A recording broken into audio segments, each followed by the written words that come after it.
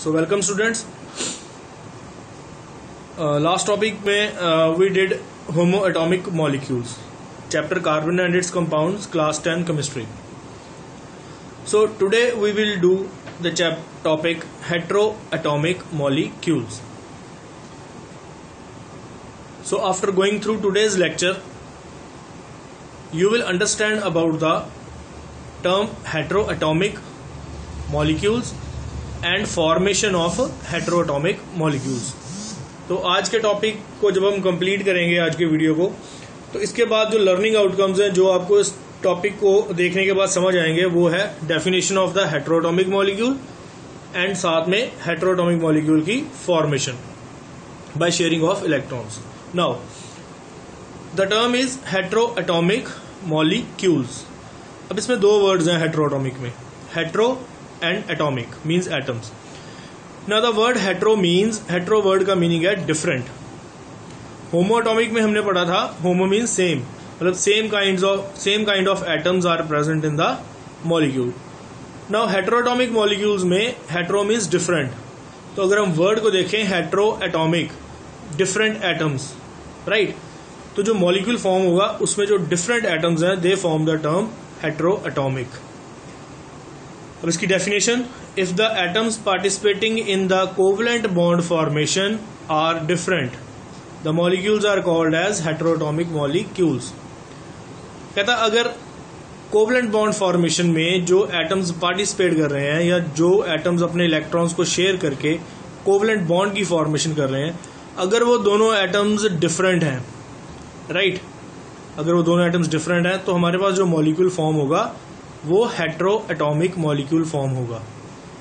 हेटेरोएटॉमिक molecule means molecule with different type of atoms, right. तो इसकी definition को एक बार फिर से करते हैं. If the atoms participating in the covalent bond formation are different the molecules are called as heteroatomic molecules.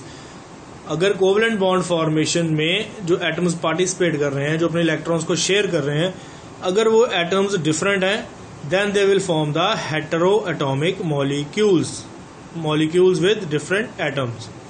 Now example, अब heteroatomic molecule की example क्या होगी?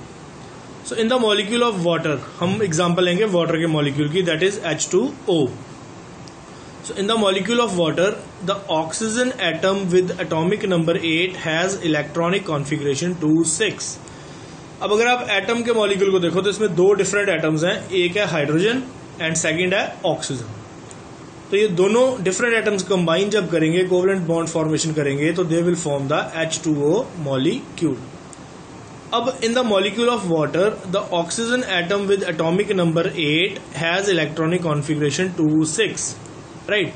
कहता है वाटर के मॉलिक्यूल में जो ऑक्सीजन का एटम प्रेजेंट है इसका एटॉमिक नंबर है 8 और इसकी इलेक्ट्रॉनिक कॉन्फ़िगरेशन होगी 2,6. मींस ऑक्सीजन एटम के आउटर मोस्ट शेल में 6 इलेक्ट्रॉन्स प्रेजेंट है. अब आउटर मोस्ट शेल को कंप्लीट करने के लिए ऑक्सीजन को 8 इलेक्ट्रॉन्स की रिक्वायरमेंट है, मतलब 6 इलेक्ट्रॉन्स इसके पास पहले ही हैं आउटर मोस्ट शेल में, इसको 2 इलेक्ट्रॉन्स की और रिक्वायरमेंट है, right. So it needs 2 electrons to complete its octet. तो ऑक्सीजन का जो एटम है उसको अपना आउटर मोस्ट शेल कंप्लीट करने के लिए 8 इलेक्ट्रॉन्स मींस ऑक्टेट कंप्लीट करने के लिए 2 more electrons are required. So it needs 2 electrons to complete its octet.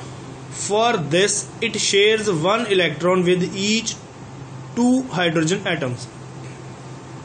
तो ये क्या करेगा, अपने दो जो इलेक्ट्रॉन्स हैं उनको शेयर करेगा 2 हाइड्रोजन एटम्स के साथ, मतलब 6 इसके पास पहले ही है, तो 2 हाइड्रोजन एटम से ये एक इलेक्ट्रॉन को शेयर करेगा, तो इसके आउटर मोस्ट शेल में 8 इलेक्ट्रॉन्स कंप्लीट हो जाएंगे, राइट.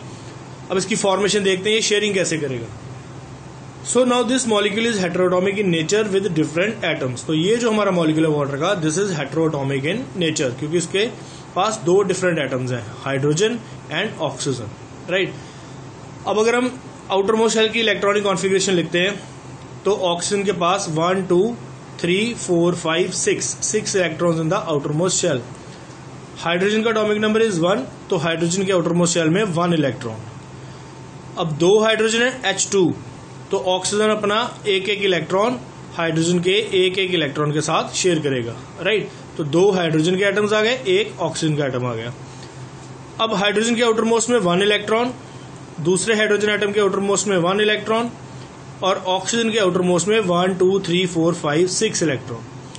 अब जब ये ऑक्सीजन एक हाइड्रोजन से एक इलेक्ट्रॉन शेयर करेगा, दूसरे हाइड्रोजन से दूसरा इलेक्ट्रॉन शेयर करेगा, तो इसके आउटर मोस्ट में 8 इलेक्ट्रॉन्स कंप्लीट हो जाएंगे।